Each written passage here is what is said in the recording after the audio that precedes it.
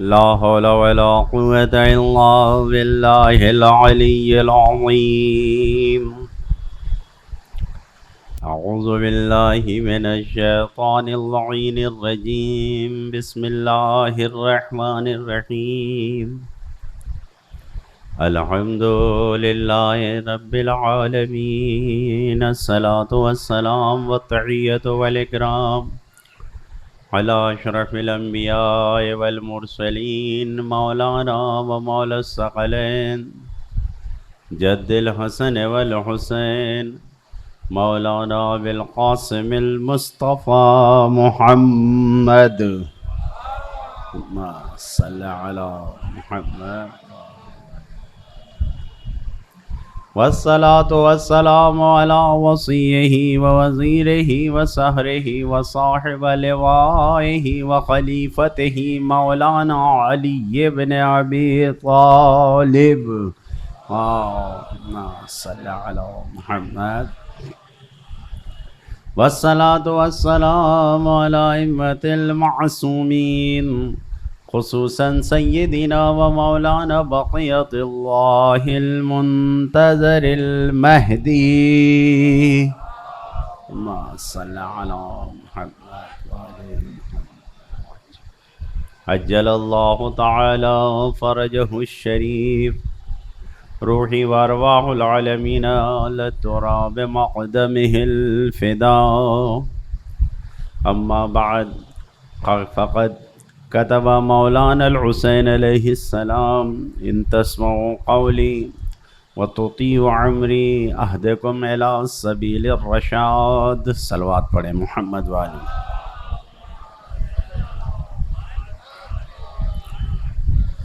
سب سے پہلے مل کر اپنے آقا مولا کو سلام پیش فرمائیں.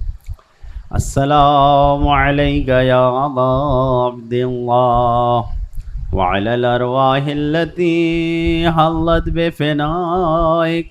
عليك مني سلام الله أبدا ما بقيت وبقي الليل والنهار ولا جعله الله آخر العهد مني لزيارتكم. السلام على الحسين وعلى علي بن الحسين وعلى أولاد الحسين وعلى صحاب الحسين. صلوات. ما صل على.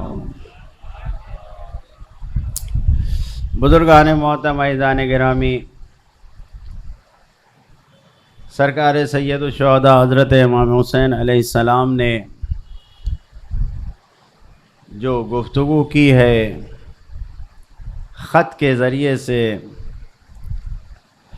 ایک خط بصرہ کے لوگوں کو لکھا گیا تھا، اس کے بارے میں آپ کے سامنے گفتگو کی، اور دوسرا خط جو بہت ہی اہم ہے تاریخ میں، جس خط کو جناب مسلم ابن عقیل لے کر کوفہ گئے ہیں، اس خط میں کیا ہے یہ آپ کے سامنے بیان کیا گیا کہ پہلا پیغام اس خط کا جو ہمارے امام نے لکھا ہے وہ یہی ہے کہ امام کو پہچانو. کل آپ کی خدمت میں جتنا وقت نے اجازت دیا آپ کے سامنے عرض کیا،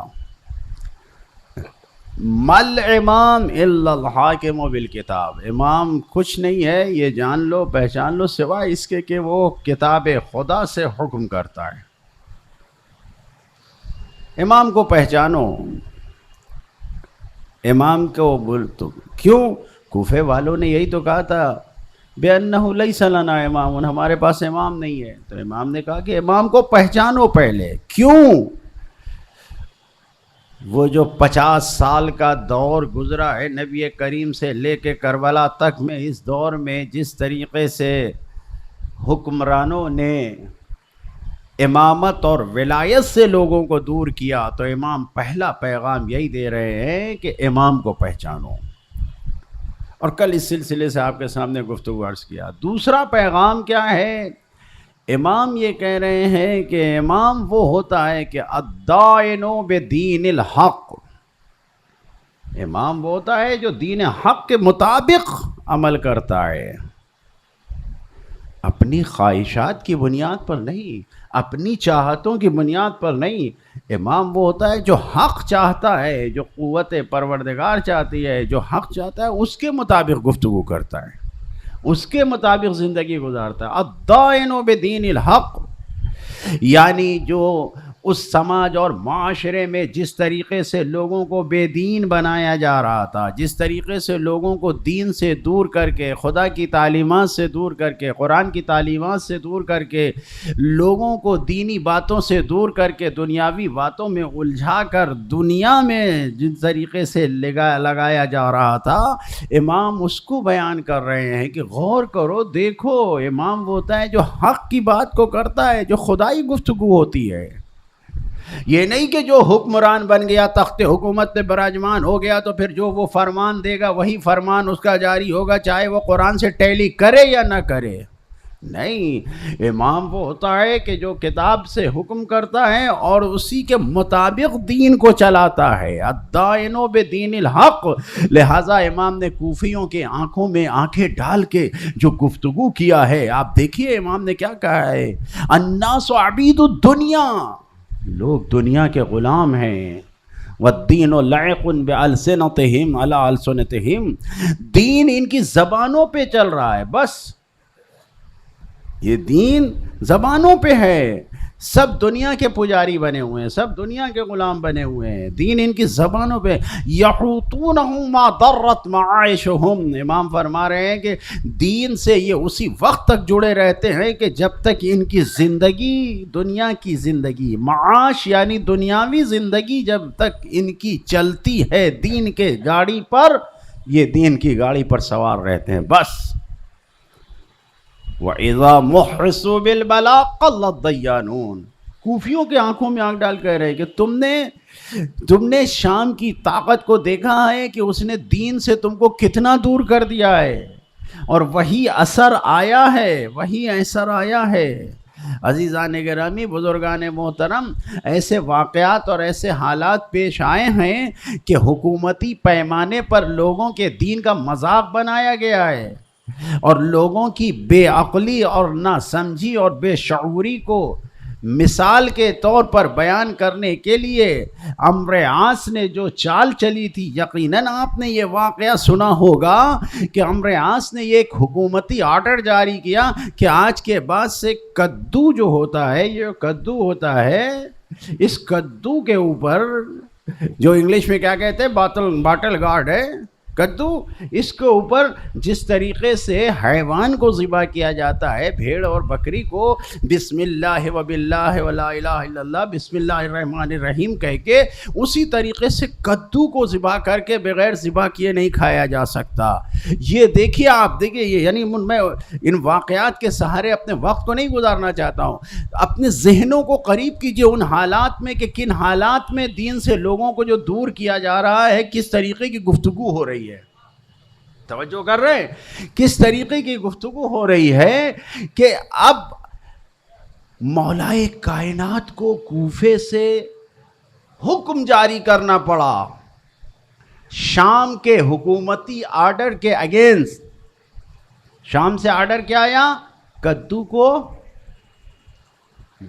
ذبح کر کے کھاؤ، سبزی کو ذبح کر کے کھاؤ۔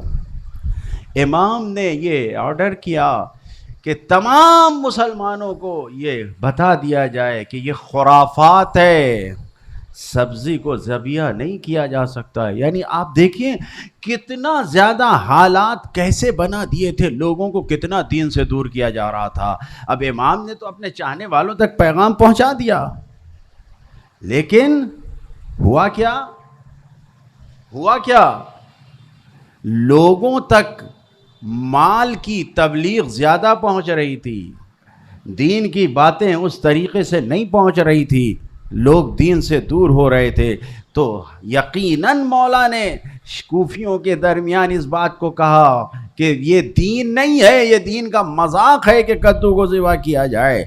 لیکن اس کے باوجود بھی امام حسین علیہ السلام نے کوفیوں کی آنکھ میں آنکھ ڈال کے یہی کہا ہے، اذا محرسوا بالبلاء قل الدیانون، اگر ان کا امتحان ہوتا ہے، بلاء اور آزمائش میں جب آتے ہیں، جب بھی ایگزام کی منزل پر آتے ہیں، تو قلت دیانون، تو یہ دینداری ان کی کم ہو جاتی ہے، سارے دین والے کم ہو جاتے ہیں۔ یہ امام کہہ رہے ہیں کہ دین زبانوں پہ ہے، دل میں دین نہیں ہے۔ جب ان کا امتحان ہوتا ہے تو اب آپ دیکھیے کہ ان حالات میں امام کیا کہہ رہے ہیں؟ امام پیغام دے رہے ہیں کہ امام وہ ہے کہ جو دین حق پر لوگوں کو عمل کرواتا ہے اور خود بھی عمل کرتا ہے۔ ایک صلوات پڑھیں محمد والے۔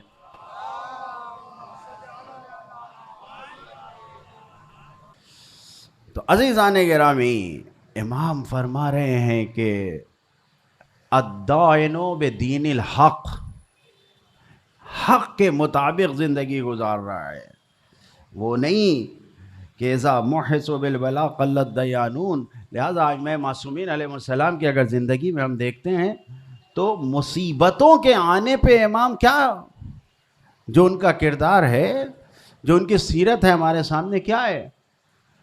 ہمارے چھٹے امام فرزند رسول حضرت امام جعفر صادق علیہ السلام،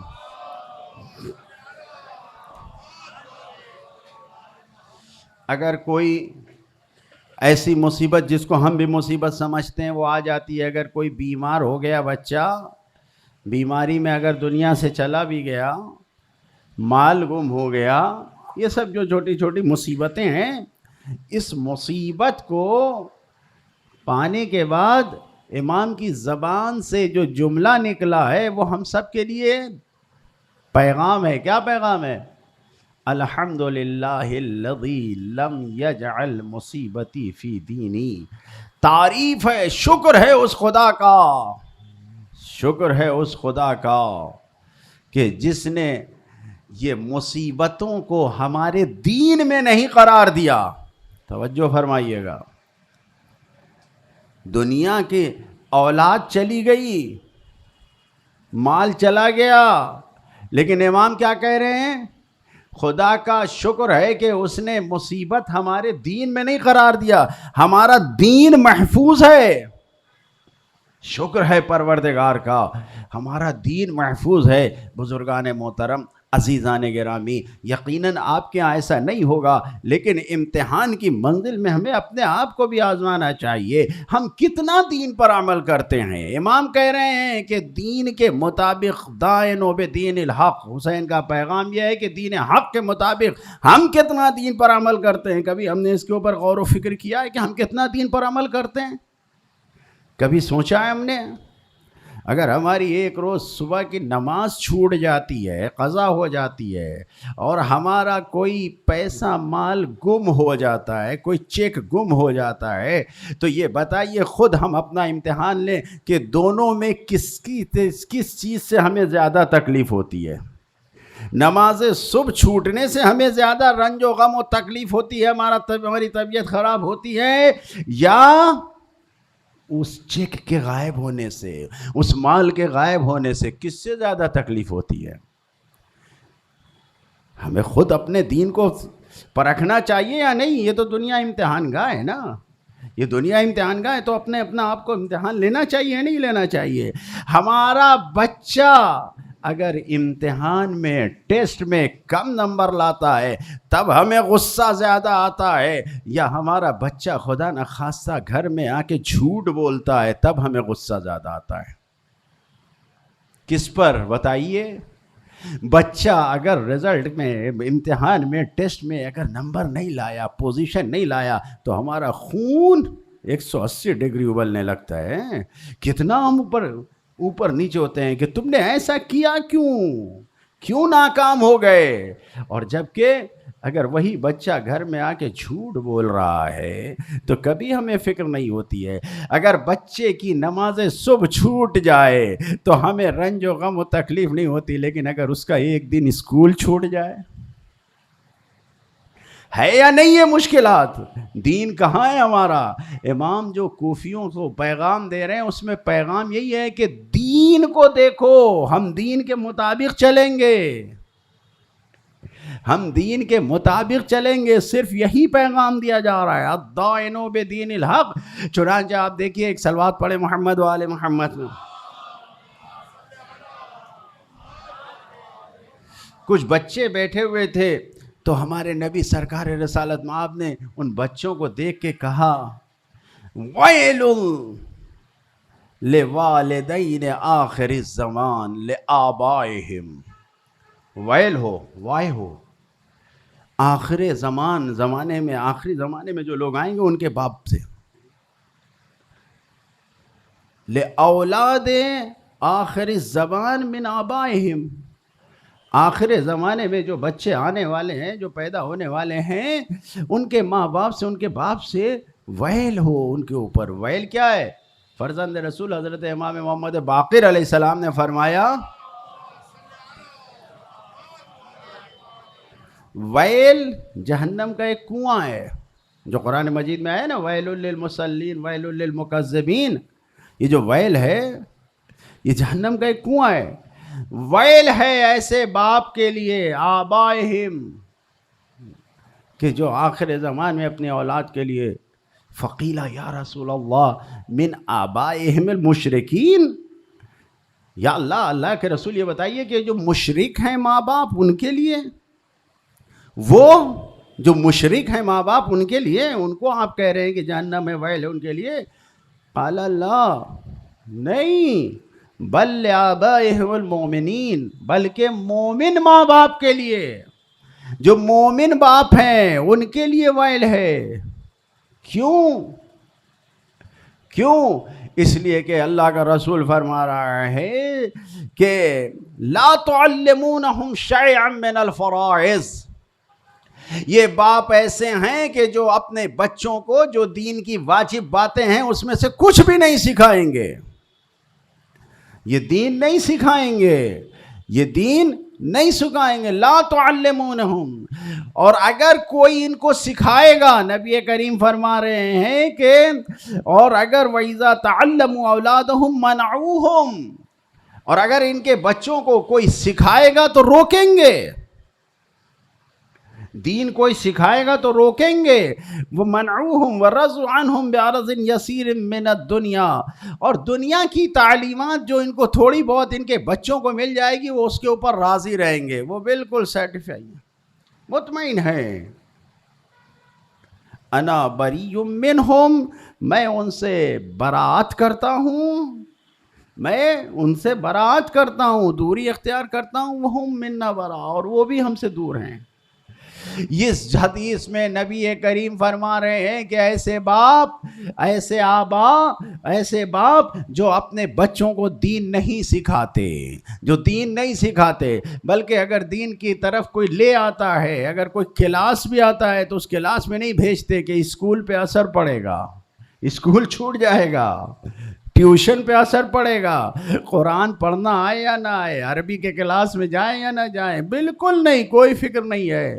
لیکن ہمارا بچہ اسکول کی پڑھائی تو کر رہا ہے نا، کلاسک اس کی تعلیم تو ہو رہی ہے نا، بس اس کے اوپر راضی ہے، دین ہمارے لیے آئے یا نہ آئے، ڈاکٹر تو بن گیا، انجینئر تو بن گیا، بہت بڑا آفیسر تو بن گیا، یہ ہمارے لیے کافی ہے۔ نبی کریم کہہ رہے ہیں کہ اگر ایسے ماں باپ ہیں کہ جو اپنے بچوں کو تعلیم دے رہے ہیں، صرف دنیا کی دین کی تعلیم کی کوئی فکر نہیں ہے، تو میں ان سے دور ہوں۔ اب ذرا سوچ لیں کہ ہم جو لا الہ الا اللہ کہتے ہیں، ہم جو محمد رسول اللہ کہتے ہیں، ہم جو علی ولی اللہ کہتے ہیں، یہ گواہی، یہ اشہد ان کہنا کس حد تک کام آئے گا جب ہم اپنے بچوں کو دین پہ رکھ ہی نہیں پا رہے ہیں؟ جب اللہ کا رسول کہہ رہا ہے کہ ہم تم سے دور ہیں، تم ہم سے دور ہو، تو ہم دنوں رات کلمہ پڑھ کے گواہی دیتے نا، اس کا فائدہ کیا ہوگا؟ بہتر یہی ہے کہ ہم اللہ کے رسول سے خود کو قریب کریں۔ اور یہ جو ویل لآبائہم کہا گیا ہے، جو نبی نے کہا ہے، ان ماں باپ میں اپنے آپ کو قرار نہ دیں کہ جن کے لیے ویل ہے، بلکہ ان ماں باپ میں قرار دیں کہ جن کے اوپر اللہ کے رسول نے رحمت اور دعا نازل کی ہے۔ ایک صلوات پڑھے محمد و آل محمد۔ توجہ فرما رہے، امام نے خط میں لکھا ہے کہ وہ جو کہ دین حق کے مطابق عمل کرتا ہے، الدائن بدین الحق، دین حق کے مطابق عمل کرتا ہے. تو اب یہ دین حق ہمارے یہاں کتنا پایا جاتا ہے، ہمیں اس کو دیکھنا ہوگا. بچوں کو اہمیت دیں، تعلیم دیں، غافل نہ ہوں. یقیناً آپ دیکھیں جتنا زیادہ ہم دنیا سے قریب ہوں گے، دنیا ہمیں اپنی طرف کھینچتی جائے گی. بس دنیا کی مثال مولانا روم نے اپنی مثنوی میں اس مثال کو بیان کیا ہے کہ دنیا کی مثال کیسی ہے. دنیا کی مثال کیسی ہے؟ دنیا کی مثال اس پانی کی ہے اور ہماری مثال اس کشتی کی ہے. دنیا کی مثال پانی جیسی ہے، ہماری مثال شپ کشتی جیسی ہے. کیا مطلب؟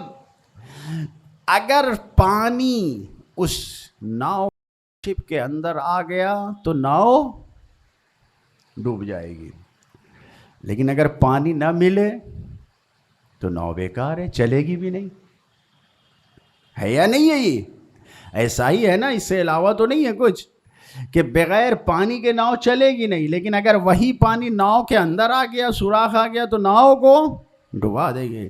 ہماری مثال اور دنیا کی مثال بھی ایسے ہی ہے جو مولانا روم نے دیا ہے کہ اگر انسان اس دنیا میں چلا گیا، ڈوب گیا، برباد ہو گیا. لیکن اگر اس دنیا کے اوپر سوار ہو کے چلا، یعنی دنیا پر سوار ہو کے چلا، دنیا کو خود پر سوار نہیں کیا. مولا علی فرماتے ہیں کہ ایسے بنو کہ دنیا پر سوار ہو کے جاؤ، دنیا کو خود پر سوار نہ کرو. ہم سب مولا علی کے ماننے والے. مولا علی نے اس دنیا کو کیا کہا ہے؟ غری غیری، جہاں میرے علاوہ کسی اور کو دھوکہ دے، مجھے نہیں دھوکہ دے سکتی دنیا، مجھے دنیا نہیں دھوکہ نہیں دے سکتی ہے. یہ مولا کائنات کا فرمان ہے. ایک صلوات پڑھے مولا علی کے لیے.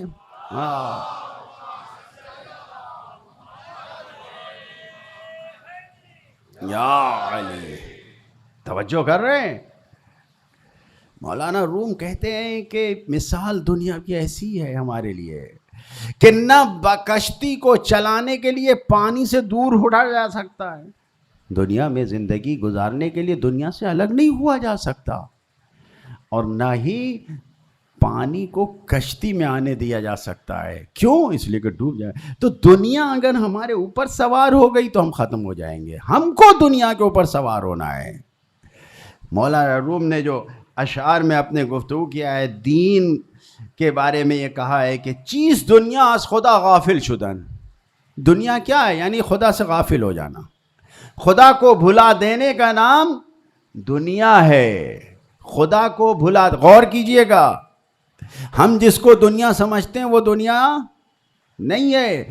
ذکر خدا، یاد خدا، خدا کو بھلا دینے کا نام دنیا ہے. چیز دنیا از خدا غافل شدن، نئی قماش و نقرہ و میزان زن. نہ یہ کہ دنیا کے کپڑے، دنیا کی عورتیں، دنیا کے زر و جواہرات، یہ دنیا نہیں ہے، یہ نہیں ہے، اس سے ہمیں نہیں روکا گیا ہے. دنیا وہ ہے کہ جس میں انسان خدا سے غافل ہو جائے. فرماتے ہیں کہ آپ در کشتی ہلاک کشتی است. اگر پانی کشتی میں آ جائے تو کشتی کو نابود، ختم کر دیا. آب اندر زیر کشتی پشتی است، اور پانی اگر کشتی کے نیچے ہے تو وہ اس کے لیے مددگار ہے. بغیر پانی کے تو کشتی چلے گی نہیں. دنیا کی مثال ایسے ہی ہے. یعنی دنیا، مولانا روم ہمیں یہ پیغام دے رہے ہیں، یہ حدیثوں کی روشنی میں پیغام ہے کہ دنیا کی نعمتوں سے فائدہ اٹھا کے آخرت کو سنوار لینا، یہ دنیا نہیں ہے، یہ دنیا کی محبت نہیں ہے. دنیا کی محبت یہ ہے کہ انسان خدا کو بھلا بیٹھے. کیوں امام کہہ رہے ہیں کہ الدائدوں بدین الحق، یعنی اس زمانے کے لوگوں نے مکمل طریقے سے اپنے آپ کو ایسا دنیا میں ڈبا لیا تھا کہ انہوں نے بھلا دیا تھا کہ اللہ تعالیٰ نے انسانوں کی تبلیغ کے لیے، انسانوں کی ہدایت کے لیے انسان کو بھیجنے سے پہلے انسان کے رہبر اور انسان کے خلیفہ آدم کو بھیجا ہے.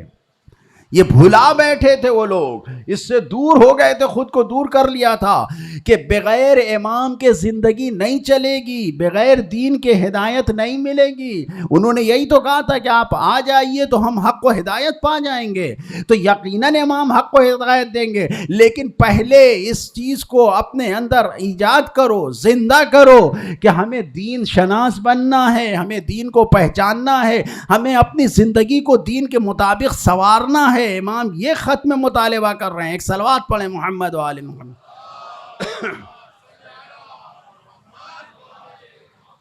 لہذا ہمارے مولائے کائنات حضرت امیر المؤمنین علی ابن ابی طالب علیہ السلام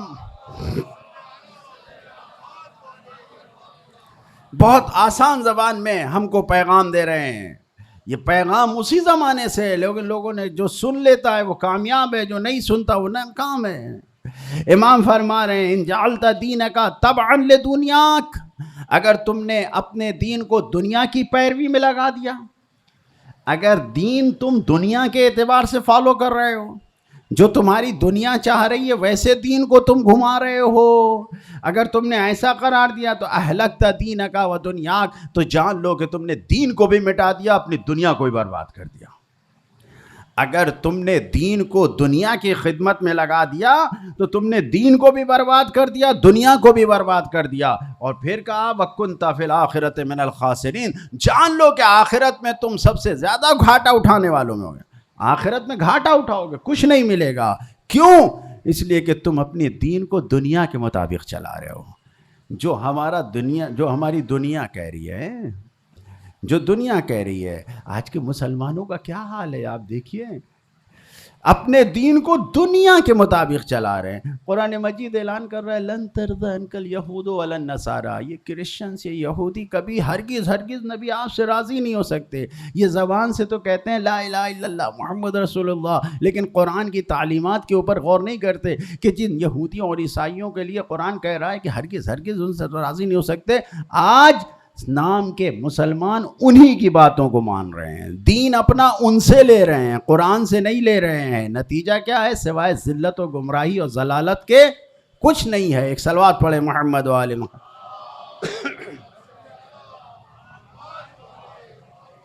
بزرگان محترم، عزیزان گرامی، ہمیں توجہ کرنا چاہیے، ہمیں سوچنا چاہیے کہ ہم یہ جو پیغامات دیے گئے ہیں تعلیمات اہل بیت علیہ السلام میں، ان کے اوپر ہم کتنا عمل کر رہے ہیں.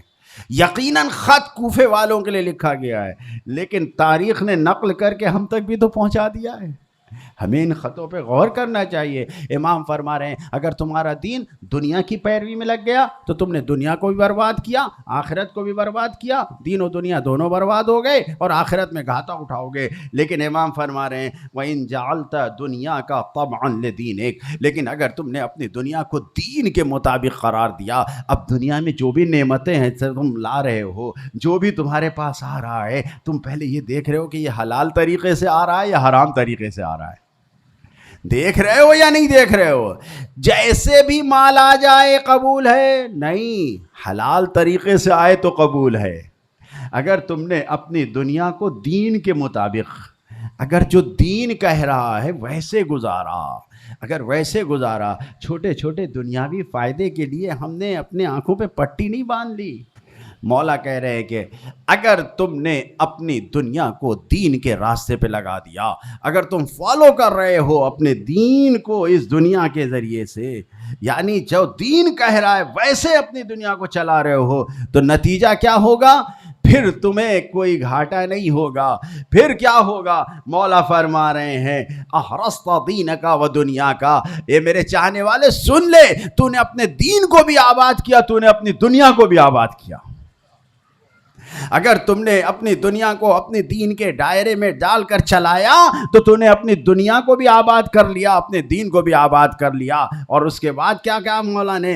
اور یہی نہیں بلکہ وَكُنْتَ فِي الْآخِرَةِ مِنَ الْفَائِزِينَ، اگر تم نے دین کے دائرے میں اپنی زندگی کو چلایا، دوڑایا، تو تم آخرت میں فائزین میں سے ہوگے، یعنی جو کامیاب ہیں. یہ کامیاب ہیں جو آخرت میں کوئی گھاٹا نہیں اٹھانے والے ہیں، جو کامیاب ہیں، نجات یافتہ ہیں، ان میں سے تمہیں قرار دیا جائے گا. یہ کون کہہ رہا ہے؟ یہ ہم اور آپ نہیں کہہ رہے ہیں، یہ ہمارا امام کہہ رہا ہے، مولائے کائنات کہہ رہے ہیں کہ اگر تم نے دنیا کو دین کے راستے پہ لگایا تو ہو، اگر دنیا کو دین کو دنیا کے رساب لگائے تو ناکام ہو. تو اب دونوں میں فیصلہ ہمیں خود کرنا ہے. نہ قرآن نے ہمارے اوپر کوئی پریشر ڈالا ہے، نہ اماموں نے کوئی پریشر ڈالا ہے. قرآن نے بھی اعلان کیا انا ہدیناہ السبیل اما کافرا و اما شکورا. ہم نے ہدایت کا راستہ دکھا دیا، چاہے تم شکر گزار بن جاؤ، چاہے تم منکر بن کے کافر بن جاؤ. اسی طریقے سے اماموں نے بھی بتا دیا. اب ہمارا امام بھی یہی کہہ رہا ہے، قرآن کی روشنی میں یہ کہہ رہا ہے، اگر تم دین اور دنیا کو سمجھ گئے اور تمہیں سمجھ میں آ گیا کہ اپنی دنیا کو دین کے راستے پہ چلانا ہے تو یہ جان لو کہ تم کامیاب ہو گئے، اور اگر تم نے اس کا الٹا کیا تو تم ناکام ہو گئے. تو ہماری ذریعے سے، ہماری جانب سے تمہارے لیے ہدایت کا راستہ کھلا ہوا ہے. ہم نے سب کچھ دکھا دیا ہے. اب یہ تم ہو کہ تم کس راستے پہ چلو گے اور اپنے آپ کو کہاں قرار دو گے. گھاٹا اٹھانے والوں میں دو گے کہ پستیوں اور کھائیوں میں جاؤ گے، یا فائدہ اٹھا کے اپنے آپ کو معراج اور بلندی پہ لے جاؤ گے. ایک صلوات پڑھے محمد و آل محمد.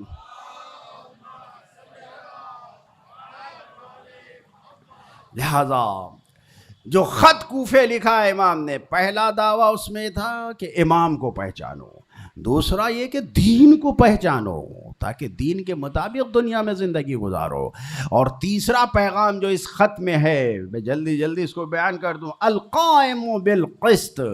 امام وہ ہے کہ جو عدالت کے ساتھ سب کچھ کرتا ہے، ظلم نہیں ہے، ناانصافی نہیں ہے. جتنا بھی فیصلہ ہو رہا ہے سب عدالت کی روشنی میں ہو رہا ہے، عدالت کے ساتھ ہو رہا ہے. کوئی اس میں دکھاوا نہیں ہے، بلکہ جو حکم خدا ہے، جو عدالت خدا کو پسند ہے، جو عدالت خدا کو پسند ہے، امام وہی کرتا ہے. اب یہ مت سوچو کہ مجھے بلا رہے ہو کوفے والوں تو میں تمہاری خواہش کے مطابق فیصلے کروں گا. حسین سے یہ توقع نہ رکھنا. حسین اگر تمہارے درمیان آئے گا تو جو اللہ چاہے گا وہی فیصلہ ہوگا. بڑے قبیلے کے ذریعے نہیں، بڑے گھر والوں کے ذریعے نہیں، میری مہمان نوازی کرنے والوں کے ذریعے نہیں، مجھے پناہ دینے والوں کے ذریعے نہیں. جو حق کی راہ میں یہ سارے کام کرے گا ہم اس کے ساتھ ہیں، ہم عدالت کے ساتھ. کیوں امام یہ نعرہ دے رہے؟ کیوں؟ اس لیے کہ جو معاشرہ ہے، جو سماج ہے، اس معاشرے اور سماج میں کیا کردار دکھایا جا رہا ہے. کردار ایسا دکھایا جا رہا ہے کہ نبی نے، میں نے کل آپ کے سامنے عرض کیا تھا نا کہ نبی نے ایسا معاشرہ اور سماج قائم کیا تھا کہ غیر کے اوپر اپنی جان دینے کو تیار ہے.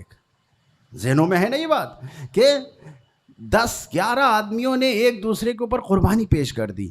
یہ معاشرہ ختم کر کے کہ جہاں پر کوئی اونچ نیچ نہیں ہے، کوئی اوپ نیچ نہیں ہے، سب برابر سے ہیں، مال برابر سے بانٹا جا رہا ہے. لیکن یہاں پر بے عدالتی ایسی قائم کی جا رہی ہے. جو حکومت 50 سال کی رہی اس میں دیکھیے امام کے زبان سے جو بات آ رہی ہے کہ جس طریقے سے مکمل طریقے سے بیت المال کو تاراج کیا جا رہا ہے، کس طریقے سے لوٹا جا رہا ہے. بھائی یہ دین نبی کریم لائے ہیں. ان الدین عند اللہ الاسلام، جو نبی نے پہنچایا ہے کہ سوائے اسلام کے کوئی دین نہیں ہے. وہ دین جو تم سے قبول کیا جائے گا وہ اسلام ہے. اس دین کو کس نے پہنچایا ہے؟ ارے بانی اسلام کی زندگی کو تو دیکھو. بانی اسلام نے کیسے زندگی گزاری ہے؟ بانی اسلام نے کیسے زندگی گزاری ہے؟ بانی اسلام نے ایسے زندگاری ہے کہ زندگی دنیا میں، یعنی جتنی بھی تاریخیں اٹھا کے دیکھ لو، کسی ایک تاریخ میں نہیں لکھا ہے کہ کیسے اپنی بیٹی کی شادی کیا ہے، کیسے اپنی بیٹی کی شادی کیا ہے. مختصر سے 500 درہم میں، وہ بھی جو مہر کی رقم لا کے دی ہے شوہر نے، اسی سے تو جہیز تہیا کیا گیا ہے، اسی سے سب کچھ کیا گیا ہے. یہی تو انہوں نے آئیڈیل دیا ہے، نمونہ پیش کیا ہے کہ بیٹی کی شادی کیسے ہونی چاہیے. اور یہ انقلاب آ گیا کہ امت مسلمہ نے جس کو خلیفہ بنایا ہے، اس نے اپنی بیٹی کے، آپ جا کے دیکھ لیجئے، میں نہیں بیان کروں گا کس طریقے سے بیت المال کو لٹایا گیا ہے، میں نہیں بیان کروں گا، پوری تاریخ موجود ہے. ایسی شادی شاید تاریخ میں آج تک نہ ہوئی ہو جیسی تاریخ یہ مسلمانوں کے خلیفہ نے کیا ہے. جو شادی ہوئی ہے مروانیان کو، جو ان کے آل کے تھے، پوری زمینیں دی گئی ہیں، پورا مال الاٹ کیا گیا ہے. کس طریقے سے؟ بیت المال کس لیے تھا؟ بیت المال کس لیے تھا؟ کیا مسلمانوں کا مال اسی لیے تھا کہ ہم اپنی بیٹی کی شادی میں لٹا دیں؟ کیا نبی کریم یہ کام نہیں کر سکتے تھے؟ ایسی بے عدالتی جب خلیفہ سے سامنے آئی، لوگوں سے سامنے آئی، تو اب سوچئے کہ ایسے عالم میں جو مسلمان زندگی گزار رہے ہیں وہ کہاں پر جائیں گے، وہ کدھر جائیں گے؟ نہیں، جو پیسے والا ہے وہ پیسے والا بنا جا رہا ہے، جو غریب ہے وہ فقیر تر ہوا جا رہا ہے۔ کیوں؟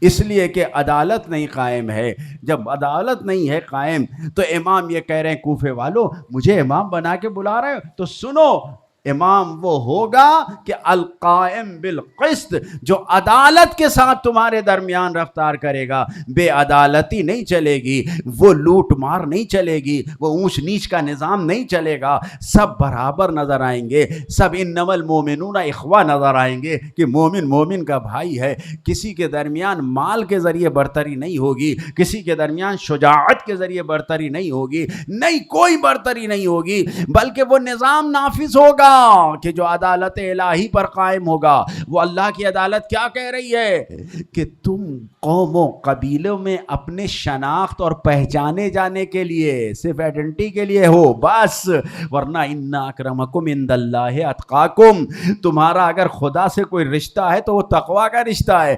خدا سے سب سے نزدیک وہ ہوگا کہ جو سب سے بڑا پرہیزگار ہوگا۔ کوئی خاندان نہیں، کوئی مال نہیں، کوئی دولت نہیں، عدالت کے ساتھ انصاف کے ساتھ قائم کرو تو میں تمہارا امام بن کر تمہارے درمیان آؤں گا۔ ایک صلوات پڑھے محمد و آل محمد۔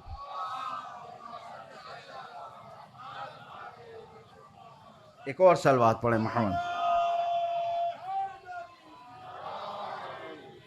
توجہ فرما رہے ہیں، القائم بالقسط، جو امام، اور یہی نہیں، چوتھا جملہ جو امام نے لکھا ہے اس خط میں، یہ خط جو چوتھا جملہ ہے، الحابس نفسہ للہ، امام وہ ہے کہ جو صرف خدا کے لیے کام کرتا ہے، اپنی زندگی کے لیے نہیں، جو صرف خدا کے لیے کام کرتا ہے، جو خدا کے لیے، الحابس نفسہ علی ذلک اللہ، صرف خدا کے لیے۔ اور آپ دیکھیے جب خدا کے لیے کام کیا ہے تو کیسے کام کیا ہے، ہر جگہ پر، پورے سفر میں امام نے ہر جگہ پر سب سے زیادہ جو جملہ کہا ہے وہ انا للہ و انا الیہ راجعون کا ہے، کہ جتنے سننے والے دیکھنے والے امام سے قریب آ رہے ہیں وہ سب جان لیں کہ ہم جو کچھ کر رہے ہیں ہم اللہ کے لیے ہیں اور اسی کے لیے سب کچھ کر رہے ہیں، اسی کی طرف پلٹ کے جانا ہے۔ ہماری زندگی میں یہ کلمہ کب آتا ہے؟ جب کسی کے انتقال کی خبر ملتی ہے۔ کبھی غور کیا ہے؟ ثواب مل جاتا ہے کہ جب کسی کے انتقال کی خبر ملو، نہیں، مقصد یہ ہے کہ یہ ذہنوں میں اپنے ذہنوں میں جگاؤ کہ جیسے اس سے موت آئی ہے نا ویسے ہی ہمیں بھی مرنا ہے۔ اسی لیے اعتراض نہیں ہے کہ جو لوگ کہتے ہیں نا کہ یہ ہو ہی نہیں سکتا، لوگ پڑھتے ہیں تاریخ میں نہیں ہوگا کہ مرنے پہ انا للہ کہیں۔ ارے کسی مرنے والے کے سے اس کا تعلق نہیں ہے، چاہے کوئی غیر مسلم ہو، کافر ہو، ظالم ہو، دشمن ہو، مومن ہو، متقی ہو، پرہیزگار ہو، کسی کا بھی انتقال ہو، ہم یہ کلمہ پڑھ سکتے ہیں انا للہ و انا الیہ راجعون۔ کیوں؟ اس لیے کہ انا للہ و انا الیہ راجعون ہم جو پڑھ رہے ہیں اس کو ثواب نہیں پہنچ رہا ہے، اس کے لیے نہیں ہے، ہم صرف اس لیے پڑھ رہے ہیں کہ ہم اپنی موت کو یاد کر رہے ہیں، کہ ہم اپنے آپ کو یہ یقین دلا رہے ہیں کہ ہمیں بھی پلٹ کر خدا کی طرف جانا ہے۔ ایک صلوات پڑھے محمد و آل محمد۔ توجہ فرما رہے، امام نے جو تعلیم دیا ہے اس تعلیم میں آپ دیکھیے جو جملے مولا کے ہیں، جس وقت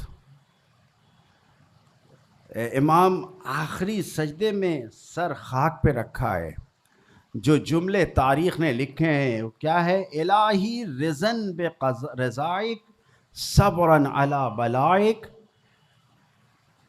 تسلیما لعمرک، آخری سجدہ ہے، لیکن کیا کہہ رہے ہیں؟ اپنے خدا کے لیے سب کچھ کر رہے ہیں. رضن بے رضائی کے، میرے پروردگار تیری رضا پہ میں راضی ہوں. صبرن علی بلائک، جتنی بھی مصیبتیں آ رہی ہیں میں سب پر صبر کرنے والا ہوں. اف نہیں ہے زبان پہ. امام وہ ہے، یعنی امام تم جان لو کہ میں تمہاری امامت کے لیے آؤں گا، لیکن یہ جان لو کہ میں سب کچھ، میرا سانس لینا، میرا اٹھنا بیٹھنا، سب کچھ جو بھی دنیا میں ہو جائے یہ جان لو کہ سب کچھ میرا خدا کے لیے ہوگا. تسلیم. آخری سجدے میں کہہ رہے ہیں کہ پروردگار میں تسلیم ہوں تیرے بارگاہ میں. تسلیم لامرک صبرن. آپ دیکھیے اس پورے واقعے میں اپنے آپ کو ڈبائیے اور پھر یہ سوچئے کہ اگر دربار ابن زیاد میں شہزادی ثانیہ زہرا سے اللہ کی نسبت دے کر، اللہ کی طرف نسبت دے کر وہ ظالم فاسق و فاجر کہہ رہا ہے کیفا وجدت صنع اللہ فیک، تم نے کیسا پایا زینب، کیسا پایا تم نے اللہ نے جو تمہارے ساتھ کیا ہے. تو یہ نہیں کہا تو نے اللہ کی طرف جو نسبت دے رہا، یہ نہیں، پہلے یہ کہا ما رأیت الا جمیلا، ہم نے سوائے خوبصورتی کے تو کچھ پایا ہی نہیں ہے، ہم نے جو کچھ دیکھا ہے سب اچھا پایا ہے. یعنی اگر تو اللہ کی طرف، تو فاسق و فاجر اور ظالم ہو کے بھی تو اگر اللہ کی طرف نسبت دے کے پوچھ رہا ہے تو اللہ نے ہمارے ساتھ کچھ نہیں کیا ہے، کوئی برا نہیں کیا ہے، اللہ نے تو سب کچھ کیا ہے. تو کیا جانے ہم کس منزل پر ہیں، تو کیا جانے کہ ہمارا مقام خدا کے نزدیک کیا ہے. تو یہ سوچ رہا ہے کہ ہمیں اسیر اور قیدی بنا کے، ہمارے بھائی کو قتل کر کے، نیزے پہ سر پھرا کے، تو یہ سوچ رہا ہے کہ تو نے ہم کو ذلیل کر لیا. نہیں نہیں، تو نہیں جانتا اس قربانی کے ذریعے، اس قید کے ذریعے، اس اسیری کے ذریعے ہم خدا سے اور قریب ہو گئے. ایک صلوات پڑھیں محمد وآل محمد. لہذا شہزادی نے یہی کہا کہ وہاں پر یہ جواب دیا، اور قربانی کے وقت جو کہا ہے کہ اللہم تقبل منا ھذا القربان، اس قربانی کو قبول کر لے. جب آخری وقت میں کہا ہے، یہ جملے مصائب میں سنتے ہیں آپ، لیکن اس پہ غور کرنے کی بات ہے. یہ کہاں سے نکل رہا ہے؟ یہ سب کچھ وہیں سے آ رہا ہے کہ اللہ کے خاطر سب کرنا ہے اور کسی کے لیے نہیں کچھ کرنا ہے. آپ غور کریں، جو سب سے سخت مرحلہ کربلا میں عاشور کے دن کا ہے وہ کیا ہے؟ کبھی سوچا ہے؟ ہاتھوں پہ چشماہے کو لے کر جانا. امام بڑے بڑے لاشیں اٹھا کے لائے لیکن جملہ نہیں کہا ہے. پتہ ہے کیا کہا ہے اس وقت؟ الہی ہون لی امر، یہ میرے پروردگار اس کام کو میرے لیے آسان بنا دے کیونکہ یہ تیری نظروں کے سامنے ہے. یعنی کتنا سخت تھا حسین کے لیے ننھے شہزادے کو لے کر خیمے تک جانا، لیکن مرضی یہ پروردگار کے سامنے اپنے آپ کو تسلیم کر کے یہ کہہ رہے ہیں خدا یا تیرے سامنے یہ ہو رہا ہے، میں اس کام کو انجام دے رہا ہوں، تو آسان بنا دے ہمارے لیے. غور کر رہے ہیں یہ کون سی منزل ہے؟ یہ منزل تسلیم و رضا ہے کہ جو بھی اس دائرے میں آیا ہے، جو بھی آیا ہے اس نے اپنے آپ کو ایسا پایا ہے، اپنے آپ کو ایسا پایا ہے. کیسا؟ کہ جو امام سے قریب ہے، جو خدا سے قریب ہے، ایسا پایا ہے. ورنہ یہ قابل قبول نہیں ہے کوئی آ کے امام کا راستہ روکے، کوئی آ کے امام کا راستہ روکے. کس طریقے سے؟ حر نے آ کے، آپ جانتے ہیں حر کون تھا؟ کوفے کا ایک بہت طاقتور سردار تھا، کوفے کا ایک بہت طاقتور کمانڈر تھا جو اپنے دین و ایمان و عقیدے اور اپنی ڈیوٹی میں بہت پرفیکٹ تھا، ذرہ برابر خیانت نہیں کرتا تھا، ذرہ برابر دھوکے بازی نہیں تھی اس کے پاس. جس وقت لشکر لے کر آیا ہے تو آپ جانتے ہیں امام کے پاس اتنا پانی تھا کہ اس پیاسے لشکر کو سب کو سیراب کیا ہے پانی سے. مقتل نے لکھا ہے ایک شخص کہتا ہے کہ میرے پاس اتنی طاقت نہیں تھی کہ میں اپنے ہاتھوں سے پانی پی لیتا، تو میرے آقا حسین نے مجھے اپنے ہاتھوں سے پانی پلایا. توجہ کر رہے ہیں؟ یہی حسین کو راستے میں آیا، بغل میں امام چاہ رہے ہیں، وہ بھی جا رہا ہے، کہتا ہے کہ میں یہ حکم لے کر آیا ہوں کہ آپ کو آگے نہ بڑھنا. کہا پھر مجھے پیچھے پلٹ جانے دے. کہا نہیں. امام نے پیچھے پلٹنے کے لیے اپنا گھوڑا موڑا، اس نے لجا میں فرس پہ ہاتھ ڈال دیا، گھوڑے کی نال کو پکڑ لیا لگام کو، اور کہا کہ نہیں جانے دیں گے. جیسے ہی یہ کہا، امام حسین علیہ السلام نے اس کی دکھتی رکھ کے اوپر ہاتھ رکھتے ہوئے اس کے ایمان کو جھجوڑنے کے لیے امام نے کیا کہا؟ ویلک ویلک سکلت کا ام کا یا حر ما ترید. وائے ہو تجھ پر اے حر، کیا چاہتا ہے؟ تیری ماں تیرے ماتم میں بیٹھے. جیسے یہ کہا تو کیا چاہتا ہے، اس نے پلٹ کر کیا کہا؟ اس نے یہی تو کہا تھا کہ اے حسین، آپ نے جو بات کہی ہے، اگر دنیا کا کوئی انسان بھی اگر کچھ کہتا تو میں بھی اس کی ماں کے لیے آپ کے یہی کہتا جو آپ نے کہا ہے، لیکن آپ کی ماں کے لیے تو سوائے خیر کے کچھ کہا نہیں جا سکتا. یہ کہہ کے حر نے اپنے سچے ایمان کی گواہی تو دی، لیکن امام کو جانے نہیں دیا. عزادارو، اس طریقے سے یہ قافلہ اسی جگہ پر رک گیا. حر نے روک دیا. کیوں؟ اس لیے کہ پیغام یہی آیا تھا. اور اب جب عاشور کی شب آئی تو کچھ نے دیکھا کہ یہ جو اتنا بڑا طاقتور، جو اتنا بڑا کمانڈر تھا، وہ اضطراب اور بے چینی میں گزر کر رہا ہے. اضطراب اور بے چینی میں یہ عاشور کی شب گزر رہی ہے، پریشان ہے، بے قرار ہے. جو اس کے چاہنے والے ہیں اس حالت کو دیکھ رہے ہیں، لیکن کسی کی جرأت نہیں ہے. ایک بہت قریبی نے آ کے پوچھا، اے حر، اے فرماندے، یہ بتا کہ ہم کس حالت میں دیکھ رہے ہیں؟ اگر کوئی ہم سے پوچھتا تو ہم تو یہی کہتے کہ اس وقت عرب میں کوئی تجھ سے بڑا بہادر نہیں ہے، لیکن تیرے اندر تو لرزش آ رہی ہے، کپکپا رہا ہے، تو کیا ہے؟ اس نے کہا، میں جنت اور جہنم کے درمیان خود کو پا رہا ہوں. عزادارو، یہ کہنا تھا. جیسے ہی صبح عاشور نمودار ہوئی، تیزی سے اپنے گھوڑے کو لگام لگائی اور پہنچنے کے بعد ابن سعد کے پاس آئے، اور آنے کے بعد کہتے ہیں، ابن سعد بتا کیا منشا ہے تیرا؟ کہا جنگ ہوگی، ہاتھ گریں گے، سر گریں گے، نیزے گریں گے، زبردست جنگ ہوگی. جیسے ہی یہ سنا، تیزی سے اپنے گھوڑے کے رخ کو موڑا اور پھر بڑھنے لگے آگے. جیسے ہی گھوڑا تیزی سے بڑھایا تو قریب میں بیٹا تھا. بیٹے نے پوچھا، بابا بہن کیا ارادہ ہے؟ کہا حسین کی طرف جا رہے ہیں. ساتھ میں وہ بھی آ گیا. جیسے ہی آگے بڑے بھائی نے بڑھ کے پوچھا، بھیا کدھر جا رہے ہیں؟ کہا حسین کی طرف جا رہے ہیں. وہ بھی آ گئے. غلام قریب آیا. غلام نے آ کے جیسے ہی دیکھا، غلام نے کہا، آقا کدھر؟ کہا حسین کی طرف جا رہے ہیں. اب یہ حسین کی طرف جانے والا حر کا ایک چھوٹا سا لشکر تیار ہوا. اے عزادارو، جب یہ لشکر حسین کے قریب آیا تو حسین گھوڑے پہ بیٹھے ہوئے تھے. حر قریب آیا. حر آنکھوں میں آنکھیں ڈال کے دیکھ نہیں سکتا. اس نے اسیروں اور قیدی جیسی صورت بنائی، اپنے ہاتھوں کو گردن کے پشت پہ رکھا، سر کو جھکائے مولا کی خدمت میں آیا. مولا کے پیروں پہ سر کو رکھ کے آواز دیا، حلی توبۃ یا ابا عبداللہ. اللہ تعالی، کیا آپ ہمارے لیے توبہ دیکھ رہے ہیں؟ کیا توبہ اے عزادارو،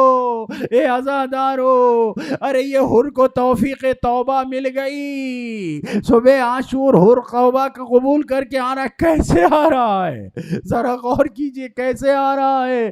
یہ حر وہ ہے کہ جس نے حسین کے قافلے کو کربلا کے میدان پہ رکنے کے لیے روکا تھا، مجبور کیا تھا۔